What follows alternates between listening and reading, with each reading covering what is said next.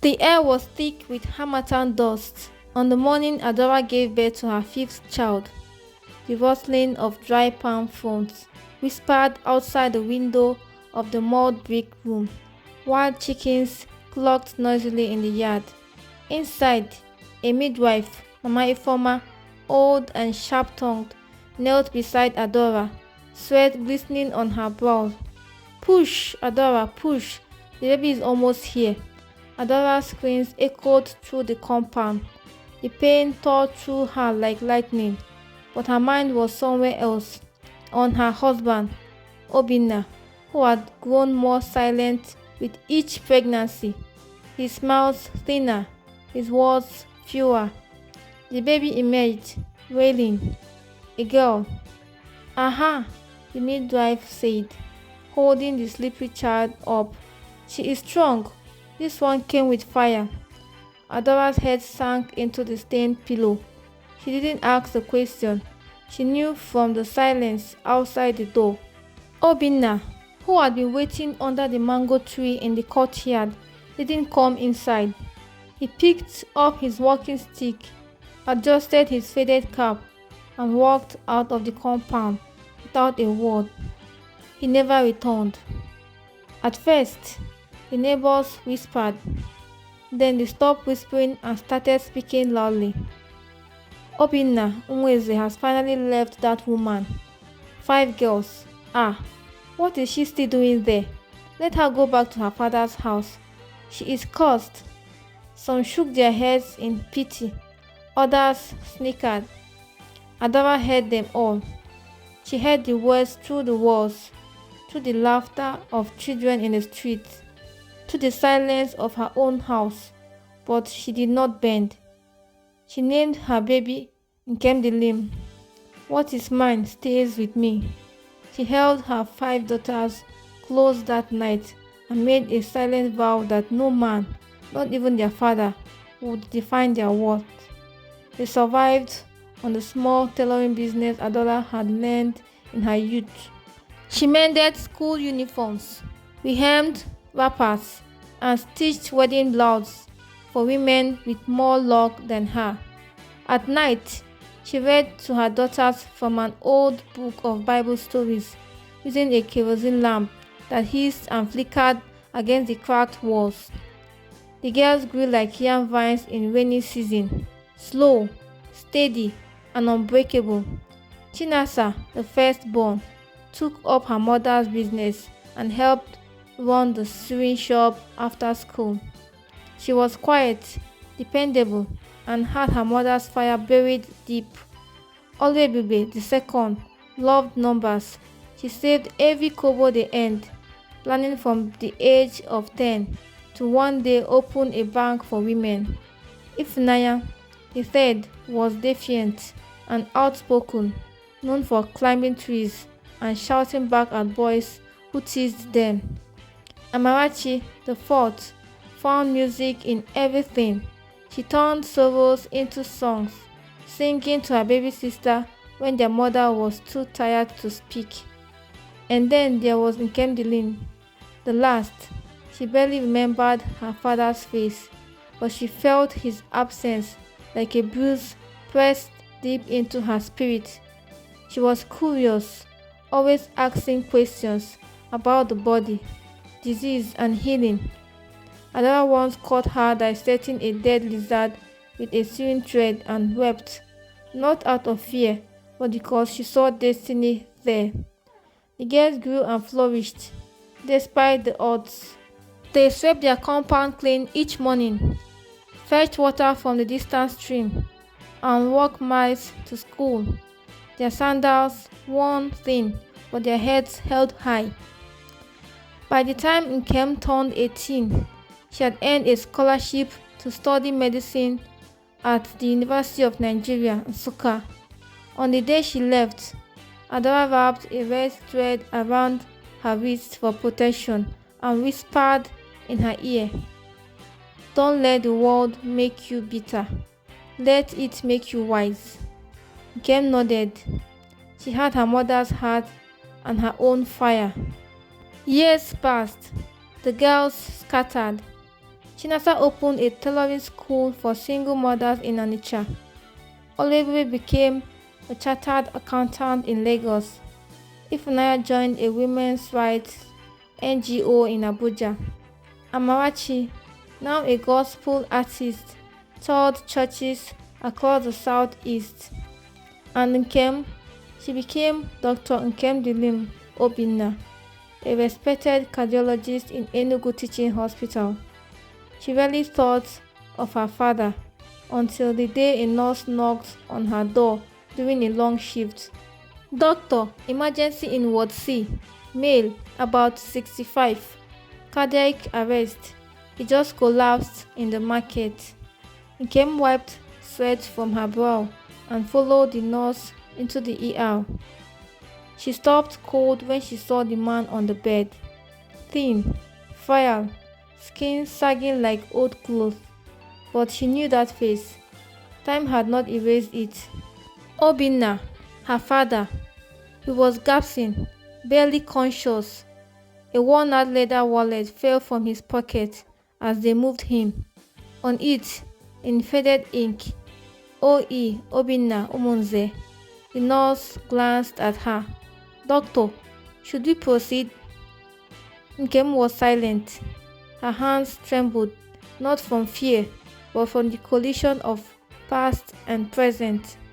The man who had left her for not being a son now lay helpless before her, with his life in her hands.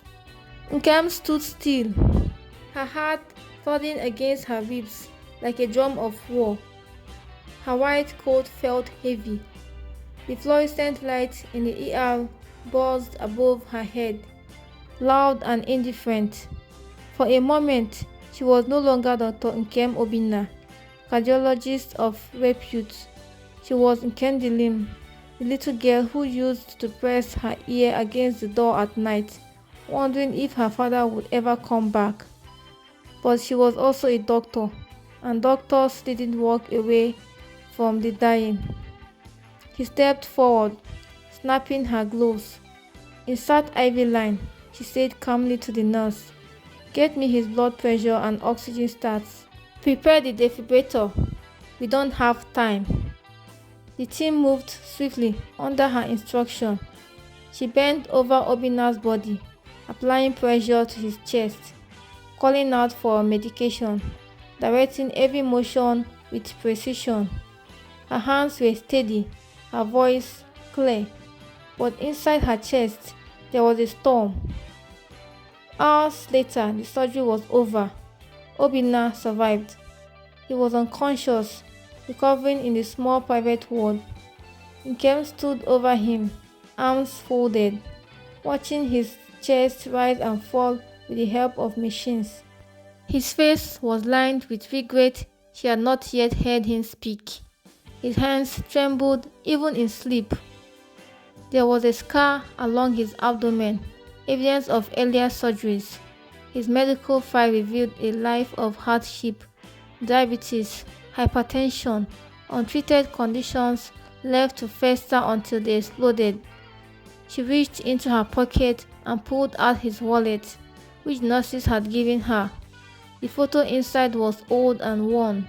It showed Obinna in his younger days, standing proudly in front of the house, and next to him, Adora, pregnant, holding Chinasa's tiny hand. So he kept this.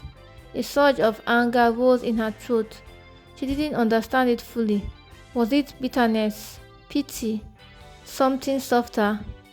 She put the wallet back. 2 days later, Obinna opened his eyes. The room was quiet, except for the rhythmic beep of the heart monitor.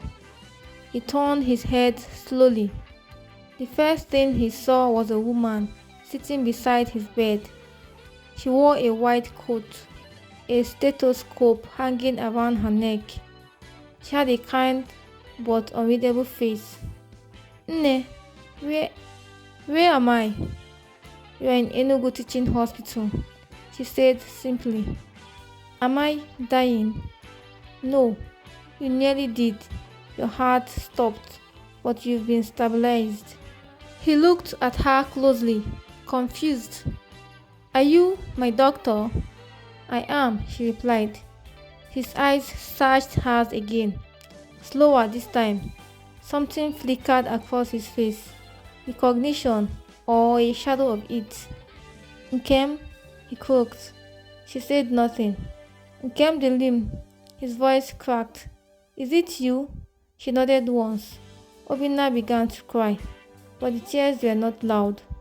They streamed silently into his ears, mixing with the tubes, the wires, and the weight of decades.